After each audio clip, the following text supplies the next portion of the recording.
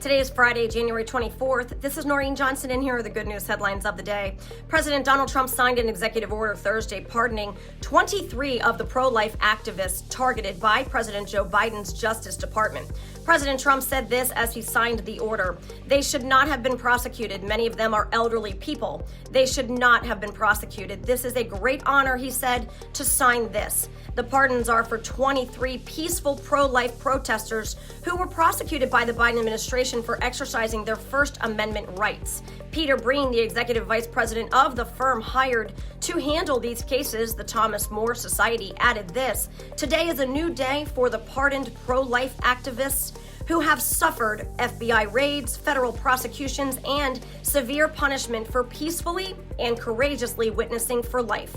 We thank President Trump for keeping his promise to these pro-life mothers, fathers, grandparents, pastors, and priests."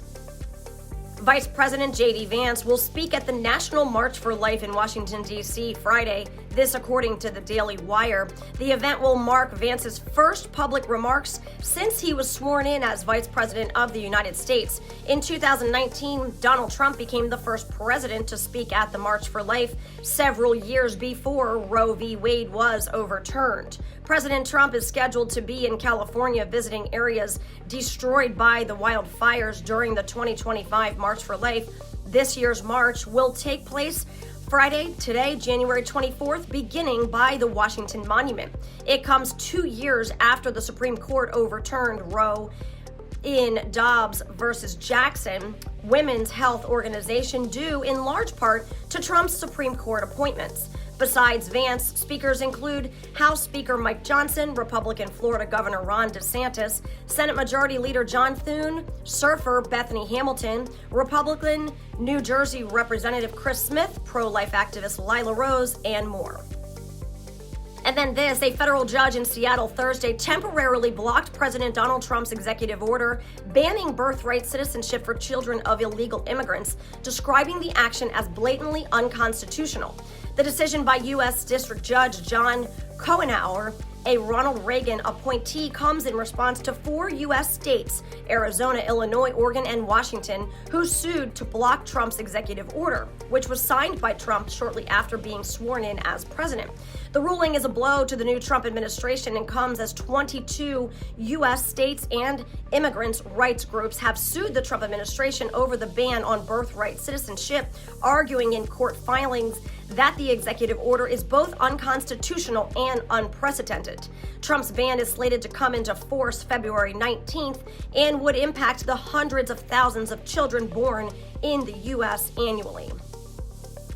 In other news, active duty military troops will begin arriving in El Paso, Texas, and San Diego Thursday evening in what defense officials said is the first batch of the new forces being deployed to secure the southern border.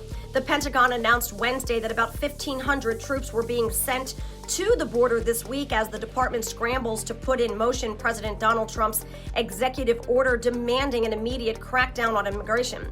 U.S. officials said they expect additional troops to be ordered to deploy in the next few days as defense and homeland security leaders iron out requests for more support.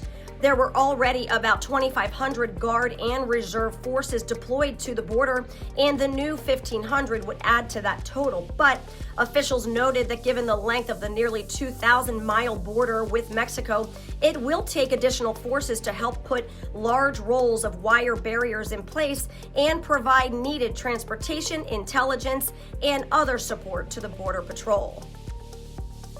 President Donald Trump signed an order Thursday to declassify the assassination files of former President John F. Kennedy, former U.S. Attorney General Robert F. Kennedy, and civil rights leader Martin Luther King Jr. As he signed the order, President Trump said this: "A lot of people have been waiting for this for years, for decades, and everything will be revealed." The president then instructed his aide to give the pen he signed the order with to Robert F. Kennedy Jr., his nominee for Health and Human Services Secretary and the son of RFK and nephew of JFK.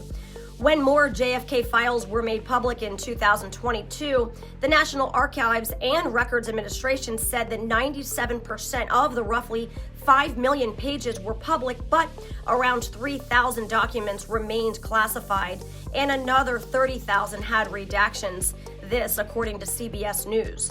Trump has promised since his first term in office to make all of the files public. Questions have swirled for decades around President Kennedy's assassination, which occurred in Dallas, Texas on November 22nd, 1963.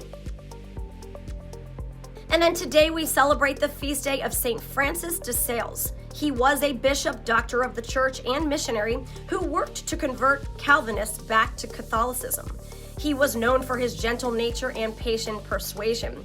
He wrote Introduction to the Devout Life, a devotional classic that encourages people to grow in virtue and overcome anxiety.